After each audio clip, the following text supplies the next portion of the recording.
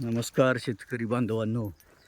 आज आपली केशर जातीची रोपे आज आपल्या इथं शेतामध्ये आपण आलेली आहेत. हा केशर आंबाचे रोप जवळजवळ 5.5 ते 6 फुटापर्यंत काय काय रोप आहेत आणि हे केरळमधून आणलेली आहेत आपण. तर आत्ता आपण पाहताय की ही आणून इथे ठेवलेली आहेत. हे जे आपल्या वातावरणामध्ये या रोपं सेट होण्यासाठी 1-2-3 दिवस यांना इथं ठेवून आपण पाणी मारतोय.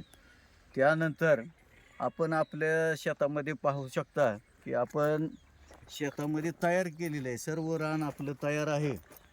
या शेतामध्ये आपण बघू शकता की इथं आपण रोपं लावणार आहे. हे जे चारे आहे ती कमीत कमी 1 फूट ते 1.5 फुटापर्यंतची आपण चारी घेतलेली आहे. आणि आपण नवीन येथे या ठिकाणी शेतीची सुरुवात करतोय. हा आपला पहिलाच प्रयत्न आहे आणि या प्रयत्नाला तुमची मोलाची साथ मला हवी आहे. जर आपण अनुभवी असाल तर मला त्या बाबतीत मार्गदर्शन करा. जय महाराष्ट्र.